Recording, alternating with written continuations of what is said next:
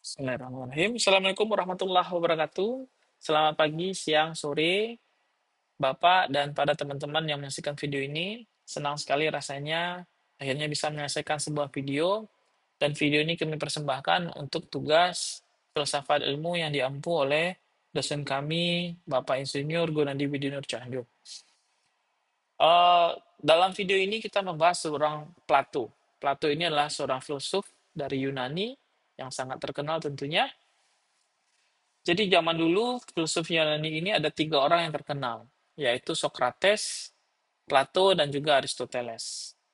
Uniknya, Plato ini adalah murid dari Socrates, dan Plato ini juga adalah guru dari Aristoteles, di mana Aristoteles ini juga memiliki murid atau yang mempelajari ilmu beliau yang disebut dengan Iskandar Zulkarnain. Nah, Iskandar Zulkarnain ini salah satu filsafat sesepuh yang dipakai untuk baik Barat maupun Islam. Nah, Socrates, Plato, dan Aristoteles ini, dan kemudian langsung ke Iskandar Zulkarnain, itu mengembangkan ilmunya.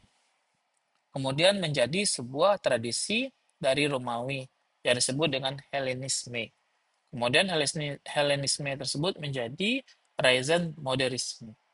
Nah, nama asli Plato ini adalah sebenarnya Aristokles, artinya yang terpilih. Tapi dia dipanggil Plato karena memang lebar bahunya besar, sehingga disebutlah dengan Plato. Plato ini adalah seorang keluarga dari bangsawan. Jadi dia bukan masyarakat umum, tapi dia adalah seorang bangsawan. Ada dua momen terbesar dalam hidup Plato. Pertama adalah pertemuannya dengan Socrates, yaitu yang membuat dia menjadi sebuah filsuf yang sangat besar sampai saat ini. Kemudian adalah gejolak politik yang terjadi pada saat itu, di mana Socrates dieksekusi oleh pemerintah. Sehingga niat Plato untuk menjadi pemerintahan, menjadi kepemerintahan, menjadi urung. Karena sebenarnya Plato ini bisa saja menjadi orang yang duduk di bangku pemerintahan karena dia memang dari bangsawan. Tapi karena gurunya Socrates itu dieksekusi oleh gejolak politik, sehingga dia memikirkan rasanya tidak mungkin rasanya jadi politik. Nah, kemudian setelah itu Plato mengembara setelah Socrates atau gurunya ini meninggal dieksekusi. Socrates itu mengembara selama 12 tahun.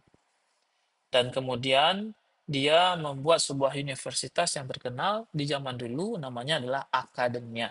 Ini adalah universitas pertama yang ada dan pernah dicoba oleh manusia, tapi ditutup karena khawatir merusak iman Kristen pada zaman itu. Oke, itu sekilas tentang biografi Plato. Lanjut, kita membahas tentang kebahagiaan. Ini filsuf Plato ini juga sangat banyak sekali membahas atau pemikirannya sangat dalam terhadap kebahagiaan. Plato membagi jiwa, ide, dan gagasan, dan menurut dia itu lebih baik daripada kesempurnaan pada fisik.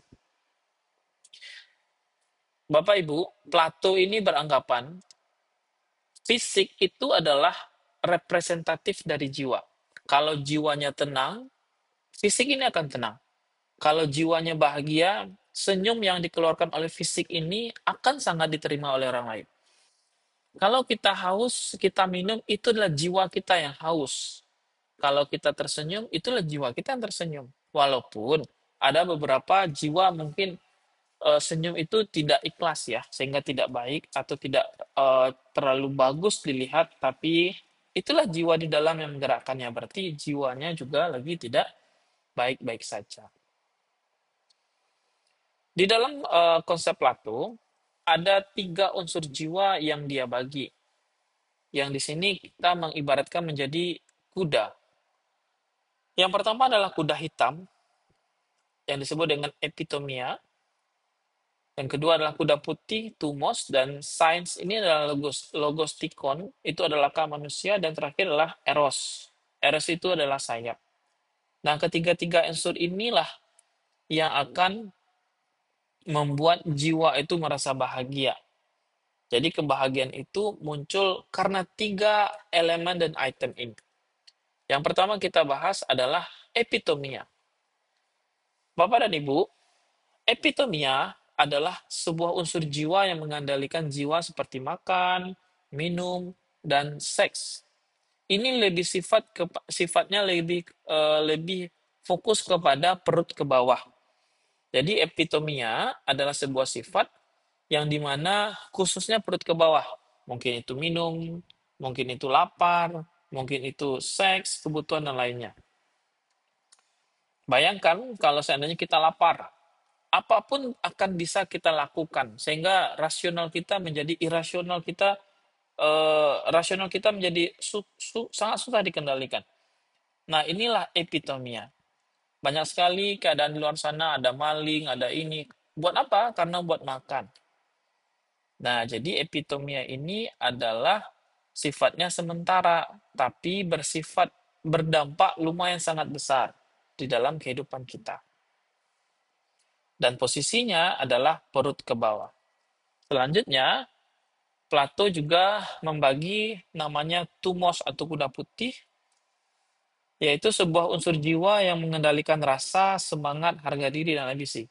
Ini Bapak Ibu, posisinya adalah dari dada sampai leher. Sekarang kita bisa melihat banyak sekali di luar sana orang rela membeli apapun agar terlihat mewah. Walaupun sebenarnya itu tidak terlalu penting dia beli.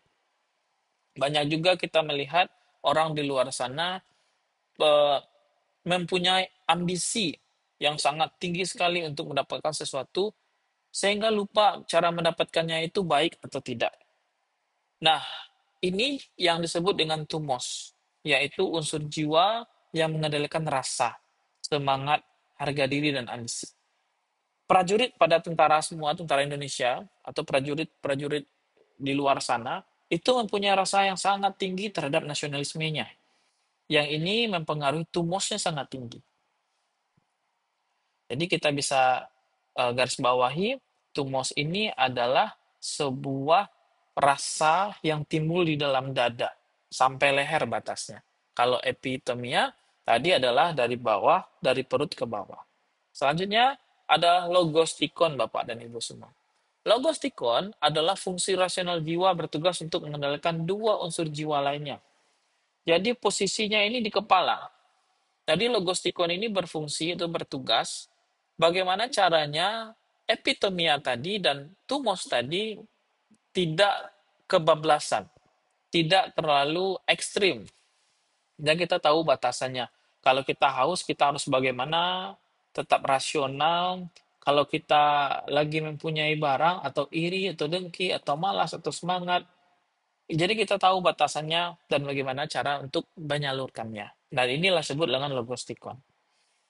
Nah, kalau kedua-duanya tadi sudah termanage dengan baik oleh logostikon atau yang terproses baik oleh kepala kita, sehingga kedua-dua tadi akan sangat baik diterima oleh orang lain dan kita pun merasakan dampaknya juga baik.